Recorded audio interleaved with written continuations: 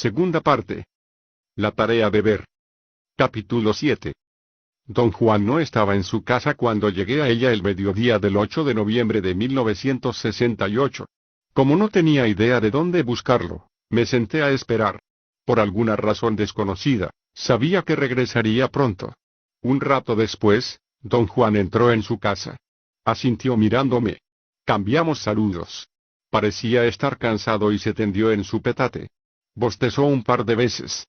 La idea de verse me había vuelto obsesión, y yo había decidido usar nuevamente la mezcla alucinógena de fumar. Fue terriblemente difícil hacer esa decisión, así que todavía deseaba discutirla un poco. Quiero aprender a ver, don Juan, dije de sopetón. Pero en realidad no quiero tomar nada, no quiero fumar su mezcla. ¿Piensa usted que hay alguna posibilidad de que yo aprenda a ver sin ella? Se sentó, se me quedó viendo unos segundos y volvió a acostarse. No, dijo.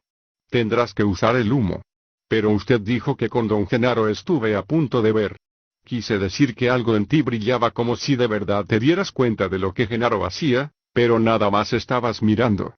La verdad es que hay algo en ti que se asemeja a ver, pero no es, estás atascado y solo el humo puede ayudarte. ¿Por qué hay que fumar? ¿Por qué no puede uno, simplemente, aprender a ver por sí mismo? Yo tengo un deseo ferviente. ¿No es bastante? No, no es bastante. Ver no es tan sencillo, y solo el humo puede darte a ti la velocidad que necesitas para echar un vistazo a ese mundo fugaz. De otro modo no harás sino mirar. ¿Qué quiere usted decir con lo de mundo fugaz? El mundo, cuando ves, no es como ahora piensas que es. Es más bien un mundo fugaz que se mueve y cambia. Por cierto que uno puede aprender a capturar por sí mismo ese mundo fugaz, pero a ti de nada te servirá, porque tu cuerpo se gastará con la tensión. Con el humo, en cambio, jamás sufrirá de agotamiento. El humo te dará la velocidad necesaria para asir el movimiento fugaz del mundo, y al mismo tiempo mantendrá intactos tu cuerpo y su fuerza. Muy bien, dije con dramatismo.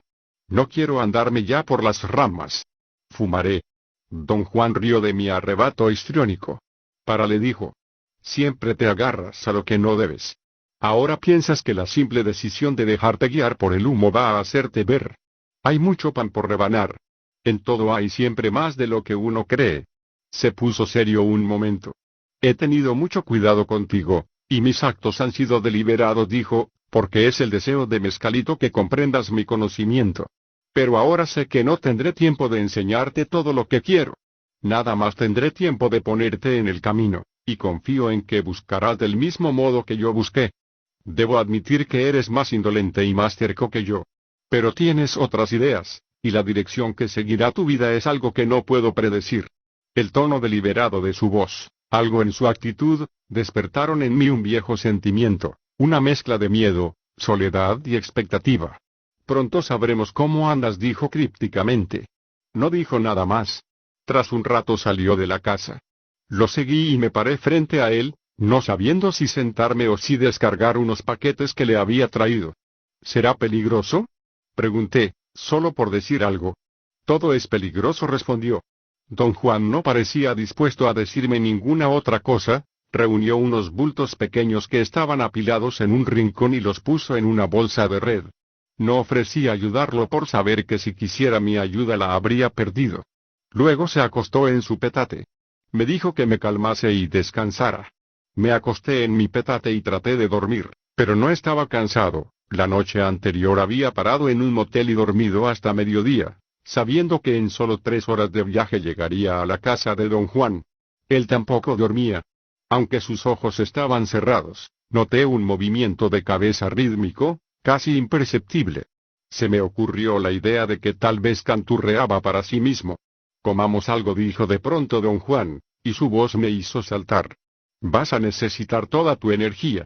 Debes estar en buena forma. Preparó sopa, pero yo no tenía hambre. Al siguiente día, 9 de noviembre, don Juan solo me dejó comer un bocado y me dijo que descansara. Estuve acostado toda la mañana, pero sin poder relajarme.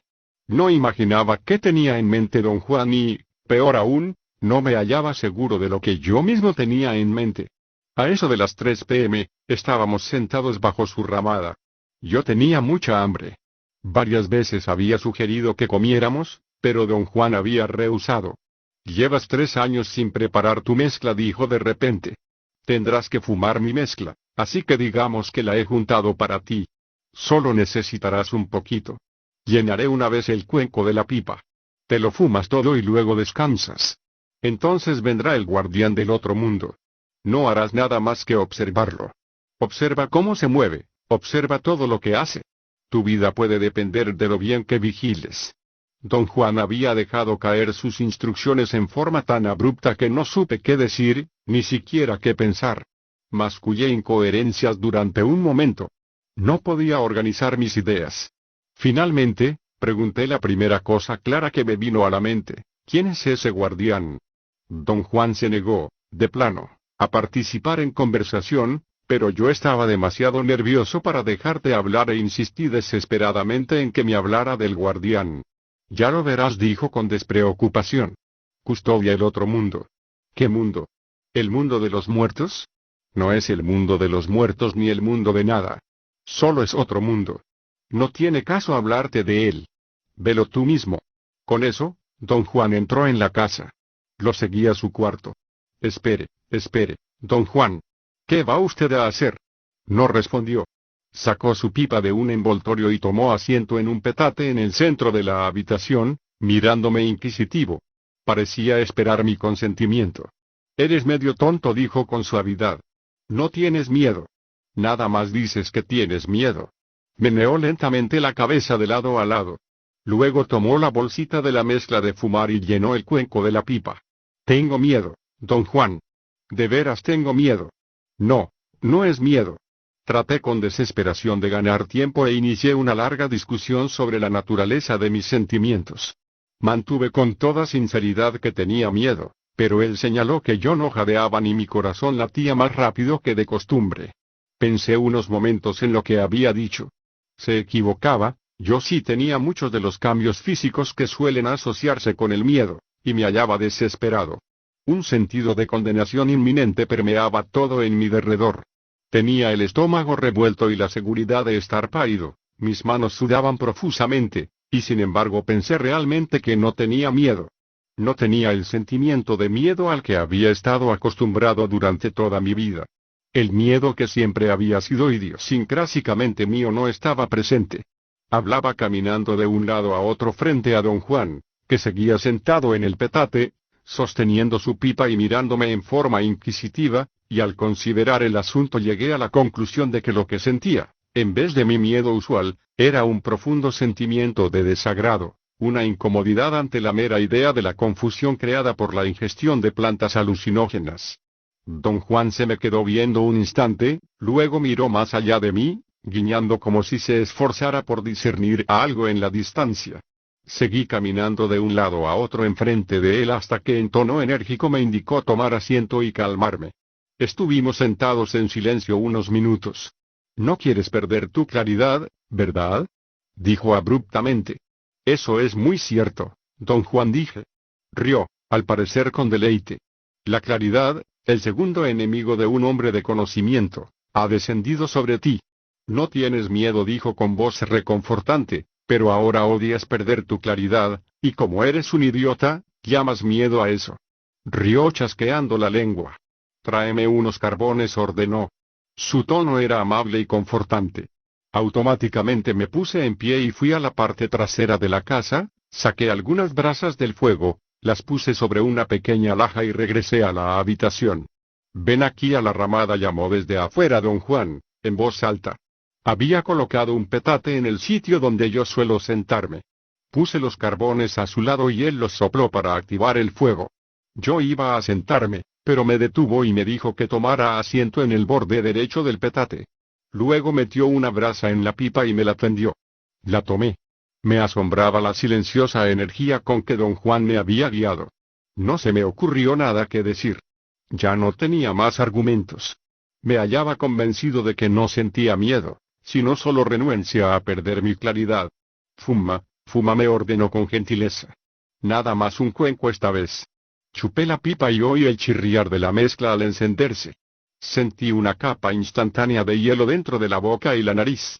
Di otra fumada y el recubrimiento se extendió a mi pecho. Cuando hube fumado por última vez sentí que todo el interior de mi cuerpo se hallaba recubierto por una peculiar sensación de calor frío. Don Juan tomó la pipa de mis manos y golpeó el cuenco contra la palma de la suya, para aflojar el residuo. Luego, como siempre hace, se mojó el dedo de saliva y frotó el interior del cuenco. Mi cuerpo estaba aterido, pero podía moverse. Cambié de postura para hallarme más cómodo. ¿Qué va a pasar?, pregunté. Tuve cierta dificultad para vocalizar. Con mucho cuidado, don Juan metió la pipa en su funda y la envolvió en un largo trozo de tela. Luego se sentó erguido, encarándome. Yo me sentía mareado, los ojos se me cerraban involuntariamente. Don Juan me movió con energía y me ordenó permanecer despierto. Dijo que yo sabía muy bien que de quedarme dormido moriría. Eso me sacudió. Pensé que probablemente don Juan solo lo decía para mantenerme despierto, pero por otro lado se me ocurrió también que podía tener razón. Abrí los ojos tanto como pude y eso hizo reír a don Juan. Dijo que yo debía esperar un rato y tener los ojos abiertos todo el tiempo, y que en un momento dado podría ver al guardián del otro mundo. Sentía un calor muy molesto en todo el cuerpo, traté de cambiar de postura, pero ya no podía moverme. Quise hablar a don Juan, las palabras parecían estar tan dentro de mí que no podía sacarlas. Entonces caí sobre el costado izquierdo y me hallé mirando desde el piso a don Juan. Se inclinó para ordenarme, en un susurro, que no lo mirara, sino fijase la vista en un punto del petate que estaba directamente frente a mis ojos. Dijo que yo debía mirar con un ojo, el izquierdo, y que tarde o temprano vería al guardián. Fijé la mirada en el sitio indicado, pero no vi nada. En cierto momento, sin embargo, advertí un mosquito que volaba frente a mis ojos. Se posó en el petate. Seguí sus movimientos. Se acercó mucho a mí, tanto, que mi percepción visual se emborronó. Y entonces, de pronto, sentí como si me hubiera puesto de pie. Era una sensación muy desconcertante que merecía algo de cavilación, pero no había tiempo para ello.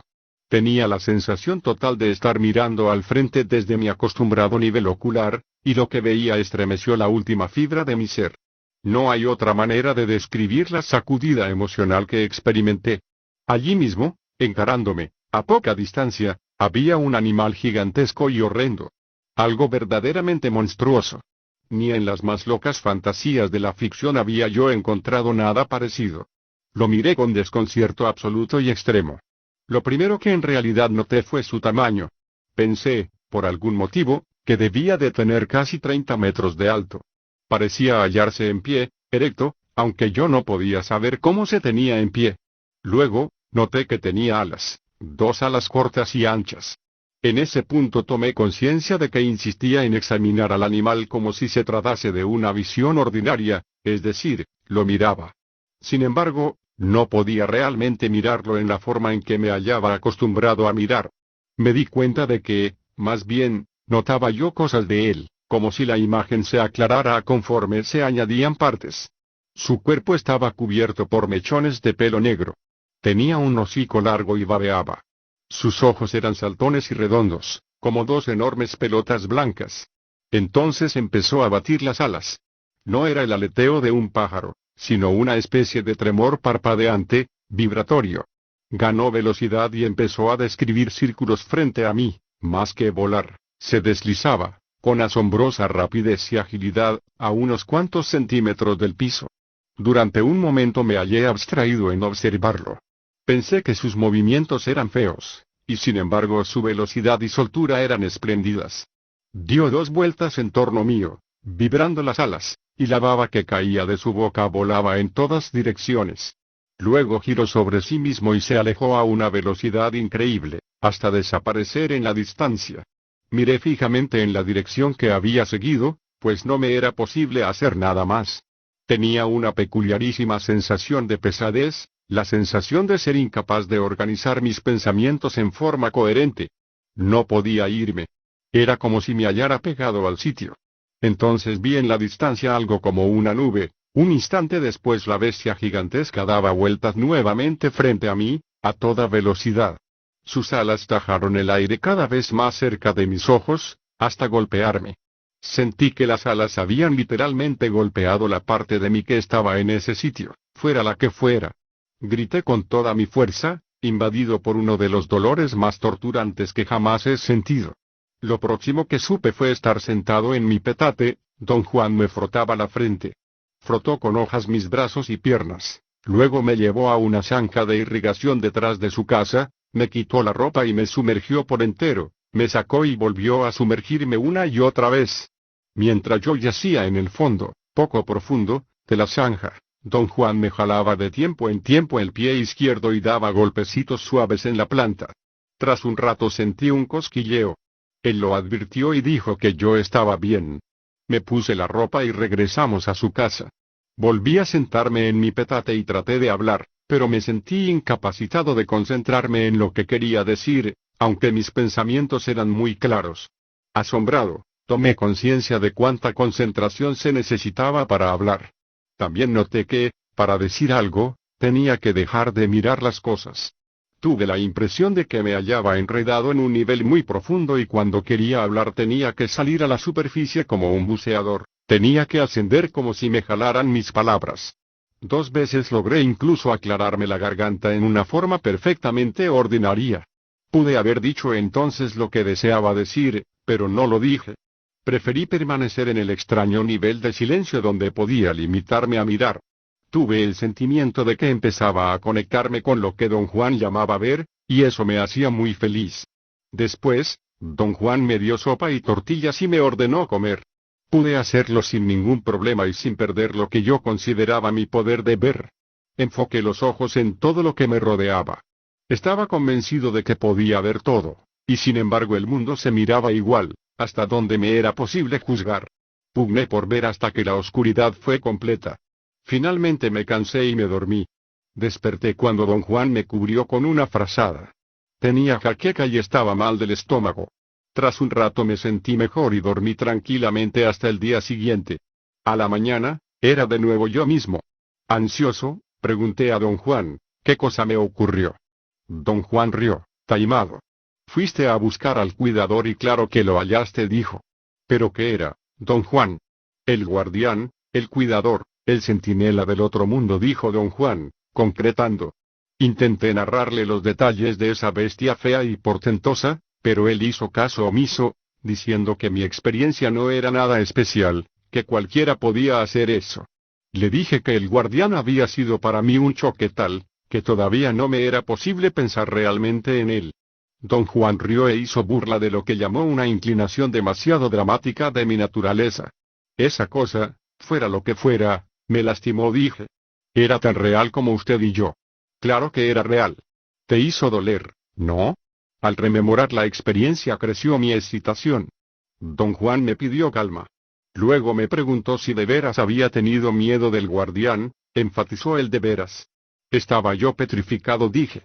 Jamás en mi vida he experimentado un susto tan imponente. ¿Qué va?, dijo, riendo.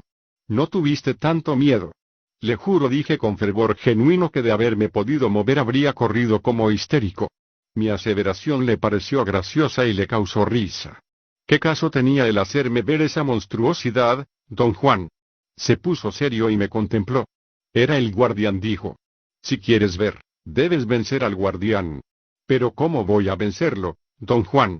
Ha de tener unos 30 metros de alto. Don Juan rió con tantas ganas que las lágrimas rodaron por sus mejillas. ¿Por qué no me deja decirle lo que vi, para que no haya malentendidos? Dije. Si eso te hace feliz, ándale, dime. Narré cuanto podía recordar, pero eso no pareció alterar su humor. Sigue sin ser nada nuevo, dijo sonriendo. Pero ¿cómo espera usted que yo venza una cosa así? ¿Con qué? Estuvo callado un rato. Luego me miró y dijo, no tuviste miedo, no realmente. Tuviste dolor, pero no tuviste miedo. Se reclinó contra unos bultos y puso los brazos detrás de la cabeza. Pensé que había abandonado el tema. ¿Sabes?, dijo de pronto, mirando el techo de la ramada, cada hombre puede ver al guardián. Y el guardián es a veces, para algunos de nosotros, una bestia imponente del alto del cielo. Tienes suerte, para ti fue nada más de 30 metros. Y sin embargo, su secreto es tan simple. Hizo una pausa momentánea y tarareó una canción ranchera. El guardián del otro mundo es un mosquito, dijo despacio, como si midiera el efecto de sus palabras. Como dijo usted. El guardián del otro mundo es un mosquito, repitió. Lo que encontraste ayer era un mosquito, y ese mosquito te cerrará el paso hasta que lo venzas. Por un momento no creí lo que don Juan decía, pero al rememorar la secuencia de mi visión hube de admitir que en cierto momento me hallaba mirando un mosquito, y un instante después tuvo lugar una especie de espejismo y me encontré mirando la bestia. ¿Pero cómo pudo lastimarme un mosquito, don Juan? Pregunté, verdaderamente confundido. No era un mosquito cuando te lastimó, dijo él, era el guardián del otro mundo. Capaz algún día tengas el valor de vencerlo. Ahora no, ahora es una bestia babeante de 30 metros. Pero no tiene caso hablar de eso. Parársele enfrente no es ninguna hazaña, así que si quieres conocer más a fondo, busca otra vez al guardián. 2 días más tarde, el 11 de noviembre, fumé nuevamente la mezcla de don Juan. Le había pedido dejarme fumar de nuevo para hallar al guardián. No se lo pedí en un arranque momentáneo, sino después de larga deliberación. Mi curiosidad con respecto al guardián era desproporcionadamente mayor que mi miedo, o que la desazón de perder mi claridad. El procedimiento fue el mismo. Don Juan llenó una vez el cuenco de la pipa, y cuando hube terminado todo el contenido la limpió y la guardó. El efecto fue marcadamente más lento. Cuando empecé a sentirme un poco mareado, don Juan se acercó y, sosteniendo mi cabeza en sus manos, me ayudó a acostarme sobre el lado izquierdo. Me dijo que estirara las piernas y me relajara, y luego me ayudó a poner el brazo derecho frente a mi cuerpo, al nivel del pecho. Volteó mi mano para que la palma presionara contra el petate, y dejó que mi peso descansara sobre ella. No hice nada por ayudarlo ni por estorbarlo, pues no supe qué estaba haciendo. Tomó asiento frente a mí y me dijo que no me preocupara por nada. Dijo que el guardián vendría, y que yo tenía un asiento de primera fila para verlo. Añadió, en forma casual, que el guardián podía causar gran dolor, pero que había un modo de evitarlo. 2 días atrás, dijo, me había hecho sentarme al juzgar que yo ya tenía suficiente. Señaló mi brazo derecho y dijo que lo había puesto deliberadamente en esa posición para que yo pudiera usarlo como una palanca con la cual impulsarme hacia arriba cuando así lo deseara. Cuando hubo terminado de decirme todo eso, mi cuerpo estaba ya adormecido por completo. Quise presentar a su atención el hecho de que me sería imposible empujarme hacia arriba porque había perdido el control de mis músculos. Traté de vocalizar las palabras, pero no pude. Sin embargo, él parecía habérseme anticipado, y explicó que el truco estaba en la voluntad. Me instó a recordar la ocasión, años antes, en que yo había fumado los hongos por vez primera. En dicha ocasión caí al suelo y salté a mis pies nuevamente por un acto de lo que él llamó, en ese entonces, mi voluntad. Me levanté con el pensamiento. Dijo que esa era, de hecho, la única manera posible de levantarse. Lo que decía me resultaba inútil, pues yo no recordaba lo que en realidad había hecho años antes. Tuve un avasallador sentido de desesperación y cerré los ojos. Don Juan me aferró por el cabello, sacudió vigorosamente mi cabeza y me ordenó, imperativo, no cerrar los ojos. No solo los abrí, sino que hice algo que me pareció asombroso. Dije, no sé cómo me levanté aquella vez. Quedé sobresaltado. Había algo muy monótono en el ritmo de mi voz, pero claramente se trataba de mi voz, y sin embargo creí con toda honestidad que no podía haber dicho eso, porque un minuto antes me hallaba incapacitado para hablar. Miré a don Juan. Él volvió el rostro hacia un lado y rió. Yo no dije eso, dije. Y de nuevo me sobresaltó mi voz. Me sentí exaltado. Hablar bajo estas condiciones se volvía un proceso regocijante. Quise pedir a don Juan que explicara mi habla, pero me descubrí nuevamente incapaz de pronunciar una sola palabra. Luché con fiereza por dar voz a mis pensamientos, pero fue inútil. Desistí y en ese momento, casi involuntariamente, dije, ¿quién habla? ¿Quién habla? Esa pregunta causó tanta risa a don Juan que en cierto momento se fue de lado. Al parecer me era posible decir cosas sencillas, siempre y cuando supiera exactamente qué deseaba decir. ¿Estoy hablando? ¿Estoy hablando? Pregunté. Don Juan me dijo que, si no dejaba yo mis juegos, saldría a acostarse bajo la ramada y me dejaría solo con mis payasadas. No son payasadas, dije. El asunto me parecía de gran seriedad. Mis pensamientos eran muy claros, mi cuerpo, sin embargo, estaba entumido, no podía sentirlo. No me hallaba sofocado, como alguna vez anterior bajo condiciones similares, estaba cómodo porque no podía sentir nada, no tenía el menor control sobre mi sistema voluntario, y no obstante podía hablar. Se me ocurrió la idea de que, si podía hablar, probablemente podría levantarme, como don Juan había dicho. Arriba, dije en inglés, y en un parpadeo me hallaba de pie. Don Juan meneó la cabeza con incredulidad y salió de la casa. Don Juan. Llamé 3 veces. Regresó. Acuésteme, pedí. Acuéstate tú solo, dijo. Parece que estás en gran forma. Dije, abajo, y de pronto perdí de vista el aposento. No podía ver nada. Tras un momento, la habitación y don Juan volvieron a entrar en mi campo de visión. Pensé que debía haberme acostado con la cara contra el piso, y que él me había alzado la cabeza agarrándome del cabello. Gracias, dije con voz muy lenta y monótona. De nada, repuso, remedando mi entonación, y tuvo otro ataque de risa. Luego tomó unas hojas y empezó a frotarme con ellas los brazos y los pies. ¿Qué hace usted?, pregunté. Te estoy sobando, dijo, imitando mi penoso hablar monótono. Su cuerpo se sacudía de risa. Sus ojos brillaban, amistosos. Me agradaba verlo. Sentí que don Juan era compasivo y justo y gracioso. No podía reír con él, pero me habría gustado hacerlo. Otro sentimiento de regocijo me invadió, y reí. Fue un sonido tan horrible que don Juan se desconcertó un instante. Más vale que te lleve a la zanja, dijo, porque si no te vas a matar a payasadas. Me puso en pie y me hizo caminar alrededor del cuarto. Poco a poco empecé a sentir los pies, y las piernas, y finalmente todo el cuerpo. Mis oídos reventaban con una presión extraña. Era como la sensación de una pierna o un brazo que se han dormido. Sentía un peso tremendo sobre la nuca y bajo el cuero cabelludo, arriba de la cabeza. Don Juan me llevó apresuradamente a la zanja de irrigación atrás de su casa, me arrojó allí con todo y ropa. El agua fría redujo gradualmente la presión y el dolor, hasta que desaparecieron por entero. Me cambié de ropa en la casa y tomé asiento y de nuevo sentí el mismo tipo de alejamiento, el mismo deseo de permanecer callado. Pero esta vez noté que no era claridad de mente ni poder de enfocar, más bien era una especie de melancolía y una fatiga física. Por fin, me quedé dormido. 12 de noviembre, 1968. Esta mañana, don Juan y yo fuimos a los cerros cercanos a recoger plantas. Caminamos unos 10 kilómetros sobre terreno extremadamente áspero. Me cansé mucho. Nos sentamos a descansar, a iniciativa mía, y él abrió una conversación diciendo que se hallaba satisfecho de mis progresos. Ahora sé que era yo quien hablaba, dije, pero en esos momentos podría haber jurado que era alguien más. Eras tú, claro, dijo. ¿Por qué no pude reconocerme? Eso es lo que hace el humito. Uno puede hablar sin darse cuenta, uno puede moverse miles de kilómetros y tampoco darse cuenta. Así es también como se pueden atravesar las cosas.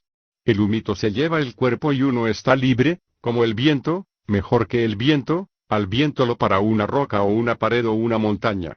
El humito lo hace a uno tan libre como el aire, quizás hasta más libre. El aire se queda encerrado en una tumba y se vicia, pero con la ayuda del humito nada puede pararlo a uno ni encerrarlo. Las palabras de don Juan desataron una mezcla de euforia y duda. Sentí una incomodidad avasalladora, una sensación de culpa indefinida. ¿Entonces uno de verdad puede hacer todas esas cosas, don Juan? ¿Tú qué crees? ¿Preferirías creer que estás loco, no?, dijo, cortante. Bueno, para usted es fácil aceptar todas esas cosas. Para mí es imposible. Para mí no es fácil. No tengo ningún privilegio sobre ti. Esas cosas son igualmente difíciles de aceptar para ti o para mí o para cualquier otro. Pero usted está en su elemento con todo esto, don Juan. Sí, pero bastante me costó. Tuve que luchar, quizá más de lo que tú luches nunca. Tú tienes un modo inexplicable de hacer que todo marche para ti. No tienes idea de cuánto hube de esforzarme para hacer lo que tú hiciste ayer. Tienes algo que te ayuda en cada paso del camino. No hay otra explicación posible de la manera en que aprendes las cosas de los poderes. Lo hiciste antes con Mezcalito, ahora lo has hecho con el humito. Deberías concentrarte en el hecho de que tienes un gran don, y dejar de lado otras consideraciones. Lo hace usted sonar muy fácil, pero no lo es. Estoy roto por dentro. Te compondrás pronto. Una cosa es cierta, no has cuidado tu cuerpo. Estás demasiado gordo. No quise decirte nada antes. Siempre hay que dejar que los otros hagan lo que tienen que hacer. Te fuiste años enteros. Pero te dije que volverías, y volviste. Lo mismo pasó conmigo. Me rajé durante 5 años y medio. ¿Por qué se alejó usted, don Juan? Por la misma razón que tú. No me gustaba. ¿Por qué volvió? Por la misma razón por la que tú has vuelto, porque no hay otra manera de vivir. Esa declaración tuvo un gran impacto sobre mí, pues yo me había descubierto pensando que tal vez no había otra manera de vivir. Jamás había expresado a nadie este pensamiento, pero don Juan lo había inferido correctamente. Tras un silencio muy largo le pregunté, ¿qué hice ayer, don Juan? Te levantaste cuando quisiste. Pero no sé cómo lo hice. Toma tiempo perfeccionar esa técnica. Pero lo importante es que ya sabes cómo hacerlo. Pero no sé. Ese es el punto, que de veras no sé. Claro que sabes. Don Juan, le aseguro, le juro. No me dejó terminar, se puso en pie y se alejó. Más tarde, hablamos de nuevo sobre el guardián del otro mundo. Si creo que lo que he experimentado, sea lo que sea, tiene una realidad concreta, dije, entonces el guardián es una criatura gigantesca que puede causar increíble dolor físico, y si creo que uno puede en verdad viajar distancias enormes por un acto de la voluntad, entonces es lógico concluir que también podría, con mi voluntad, hacer que el monstruo desapareciera. ¿Correcto? No del todo, dijo él. Tu voluntad no puede hacer que el guardián desaparezca. Puede evitar que te haga daño, eso sí. Por supuesto, si llegas a lograr eso, tienes el camino abierto. Puedes pasar junto al guardián y no hay nada que él pueda hacer, ni siquiera revolotear como loco. ¿Cómo puedo lograr eso? Ya sabes cómo. Nada más te hace falta práctica. Le dije que sufríamos un malentendido brotado de nuestras diferencias en percibir el mundo. Dije que para mí saber algo significaba que yo debía tener plena conciencia de lo que estaba haciendo y que podía repetir a voluntad lo que sabía, pero en este caso ni tenía conciencia de lo que había hecho bajo la influencia del humo, ni podría repetirlo aunque mi vida dependiera de ello. Don Juan me miró inquisitivo. Lo que yo decía parecía divertirlo. Se quitó el sombrero y se rascó las sienes, como hace cuando desea fingir desconcierto. ¿De veras sabes hablar sin decir nada, no? Dijo, riendo. Ya te lo he dicho, hay que tener un empeño inflexible para llegar a ser hombre de conocimiento. Pero tú pareces tener el empeño de confundirte con acertijos. Insistes en explicar todo como si el mundo entero estuviera hecho de cosas que pueden explicarse. Ahora te enfrentas con el guardián y con el problema de moverte usando tu voluntad. ¿Alguna vez se te ha ocurrido que, en este mundo, solo unas cuantas cosas pueden explicarse a tu modo? Cuando yo digo que el guardián te cierra realmente el paso y que podría sacarte el pellejo, sé lo que estoy diciendo. Cuando digo que uno puede moverse con su voluntad, también sé lo que digo. Quise enseñarte, poco a poco, cómo moverse, pero entonces me di cuenta de que sabes cómo hacerlo aunque digas que no. Pero de veras no sé cómo, protesté. Sí sabes, idiota, dijo con severidad, y luego sonrió. Esto me hace acordar la vez que alguien puso a aquel muchacho Julio en una máquina segadora, sabía cómo manejarla aunque jamás lo había hecho antes. Sea lo que se refiere usted, don Juan, de cualquier modo, siento que no podría hacerlo de nuevo, porque no estoy seguro de qué cosa hice. Un brujo charlatán trata de explicar todo en el mundo con explicaciones de las que no está seguro, dijo, así que todo sale siendo brujería, pero tú andas igual. También quieres explicarlo todo a tu manera, pero tampoco estás seguro de tus explicaciones.